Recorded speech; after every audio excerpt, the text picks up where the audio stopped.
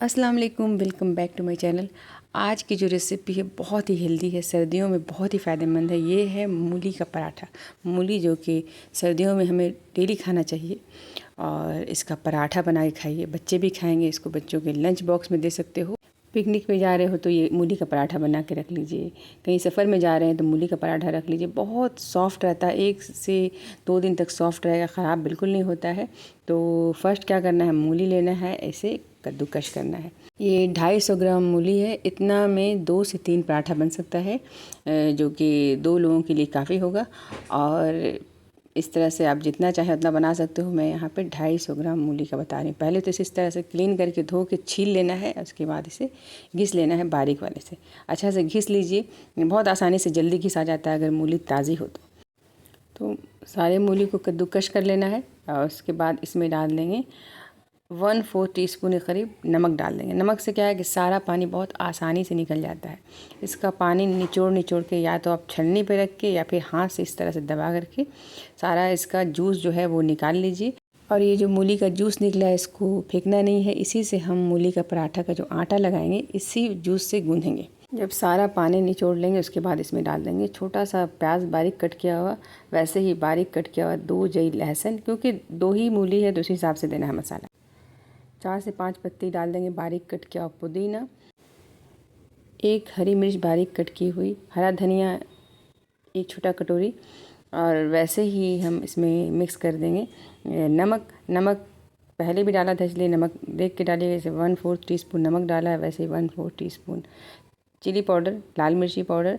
और गरम मसाला 1/4 टीस्पून, वैसे ही 1/4 टीस्पून काली मिर्च पाउडर। काली मिर्च और लेमन जूस 2 चीज़ ज़रूर ऐड कीजिएगा, तभी बहुत अच्छा मूली का तो टेस्ट आता है, बहुत ही फ़ायदेमंद भी हो जाता है। मूली में जब नींबू और काली मिर्च डालते हैं तो इसका बहुत ज़्यादा फ़ायदा मिलता है। अगर लेमन जूस नहीं ऐड करना है तो आप चाट मसाला या फिर आमचूर पाउडर भी मिक्स कर सकते हो। अब इसे अच्छी तरह से मिक्स करके एक साइड रख लेंगे और फिर आटा लगा लेंगे मूली के पराठे का। तो मूली का जो जूस निकाल के हमने रखा है उसी से आटा लगाएंगे। तो आटे में नमक नहीं डालेंगे, नमक पहले से डाला हुआ है, जूस में नमक था। अगर कम लगे तो आप देख सकते हो। और इसमें घी डाल देंगे और मूली के जूस से इसका आटा लगा देंगे। एकदम सॉफ्ट आटा बनाना है, तभी पराठा अच्छा बनेगा, पराठा फटेगा नहीं। तो थोड़ा गीला गीला सा आटा गूंदना है। आटा गूंद करके आधे घंटे के लिए 20 मिनट के लिए आप रख भी सकते हो ताकि आटा अच्छे से सेट हो जाए। उसके बाद पराठा बनाना शुरू करेंगे। तो आटा हमने लगा दिया। अब 20 मिनट के बाद पराठा बनाना शुरू कर रहे हैं। मूली का फिलिंग भी रेडी है। तो इस तरह से लोई बनाना है, बना के सूखा आटा लगा करके, आटा गीला ज़रूर गूंदिएगा तभी पराठा अच्छा बनेगा, ये ध्यान रखिए। सूखा आटा लगा करके इसका कटोरी जैसा बनाना है और इसमें 1 से 2 टीस्पून मूली का फिलिंग जो है बना के रखा है मैं, वो भर देंगे इसमें। तो जितना आपको भरना है, जिस हिसाब से कम या ज़्यादा आपकी मर्ज़ी होगी। तो एक पराठे में कम से कम 1 टीस्पून, ज़्यादा से ज़्यादा 2 टीस्पून आप डाल सकते हो। और डाल के इसे अच्छे से प्रेस करेंगे अंदर की तरफ। उसके ऊपर सूखा आटा थोड़ा सा बुरक देंगे। इससे क्या होगा कि पराठा फटेगा नहीं, क्योंकि मूली में बहुत ज़्यादा नमी है बेलने में, ऐसा ना हो कि फट जाए। इससे 1-2 पिंच जो है, 1-2 चुटकी सूखा आटा ऊपर से बुरक देंगे। इससे नमी को बाहर नहीं आने देगा, पराठा फटेगा नहीं। फिर इसका मुंह इस तरह से दबा करके बंद कर देना है और ये पराठे का लोई रेडी है। अब इसमें जो है सूखा आटा लगा के आप चाहें तो हाथ से फैला लीजिए, इस तरह से आसानी से फैल जाएगा। इस तरह से चारों तरफ घुमा घुमा के भी आप बना सकते हो और आप चकला बेलन पे भी हल्के हाथों से बेल सकते हो, बिल्कुल ही फटेगा नहीं। अब ये पहले ही अच्छे से निचोड़ लिया, फिर ऊपर से थोड़ा सूखा आटा बुरक देने से बिल्कुल भी फटेगा नहीं, नमी बाहर बिल्कुल नहीं आएगी।